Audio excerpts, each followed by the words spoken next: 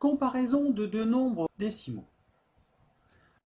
Avant de comparer deux nombres décimaux, revoyons ensemble les notations. D'abord ce signe, ce symbole. Que signifie-t-il?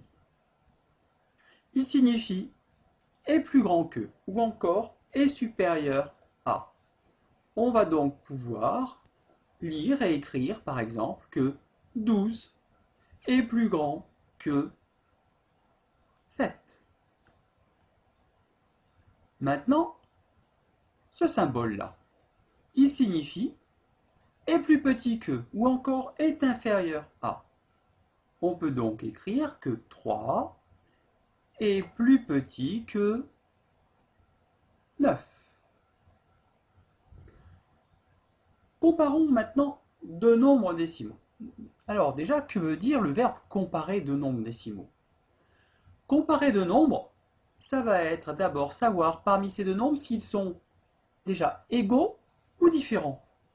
Et si jamais ils sont différents, il va falloir qu'on trouve quel est le plus grand ou quel est le plus petit. Donc première chose, savoir s'ils sont égaux. Alors bien sûr, il y a un symbole si jamais les deux nombres sont égaux. Oh, vous le connaissez depuis longtemps, ce symbole. Par exemple, 3 est égal à 3,0. Vous savez, notre zéro inutile. C'est aussi un symbole qui va nous permettre de savoir et de comparer les nombres. Maintenant, abordons la méthode pour pouvoir comparer deux nombres en écriture décimale. Première possibilité, les parties entières des deux nombres sont différentes. Eh bien, si les parties entières des deux nombres sont différentes, il suffit de comparer les parties entières. Prenons 38,5 et 39,2, savoir quel est le plus grand ou quel est le plus petit. Tiens, regardons. La partie entière, 38. La partie entière ici, 39. On sait bien sûr que 38 est plus petit que 39. Cela signifie donc que 38,5 est plus petit que 39,2. Maintenant, imaginons que désormais les parties entières soient égales. Il nous faut donc maintenant comparer les chiffres les uns après les autres. Donc d'abord les chiffres des dixièmes, puis ensuite ceux des centièmes, puis ensuite ceux des millièmes. Prenons l'exemple qui nous est proposé. 5,41 à comparer avec 5,406. 5, 5, partie entière, c'est la même. Ensuite, le chiffre des dixièmes. On a 4, on a 4. Donc pour l'instant, on ne peut pas choisir quel est le plus grand, quel est le plus petit. Ensuite, chiffre des centièmes. Ici, on a 1. Ici, on a 0. 1 est plus grand que 0. On va donc pouvoir affirmer que 5,41 est plus grand que 5,406. On aurait pu aussi faire une autre méthode. Voilà pourquoi j'ai marqué méthode 2. Quand les parties entières sont égales, on va aussi pouvoir s'arranger afin d'avoir le même nombre de décimales. Et ensuite, on va comparer les parties décimales, la partie décimale dans son intégralité en fait. Regardons l'exemple. 5,29 et 5,281. On nous dit, pour passer avec la méthode 2, qu'il nous faut le même nombre de chiffres dans la partie décimale. Ici, nous avons 3 chiffres dans la partie décimale, ici que 2.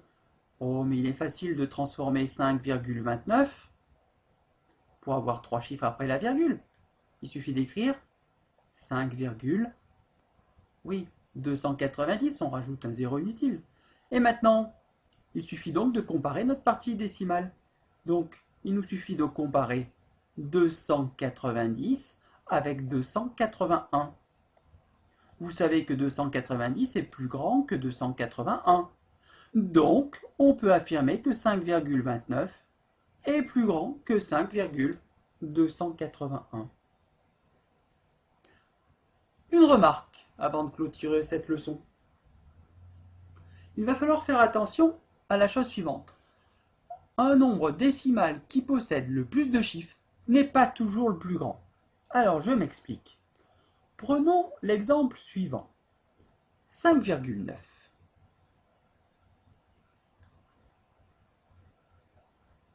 Et 5, allez, celui-là. 8999 par exemple. Ce n'est pas parce qu'on a 8999 et de dire que 8999 est plus grand que 9, de dire que celui-là est plus grand. Donc attention de ne pas tomber dans ce piège en fait.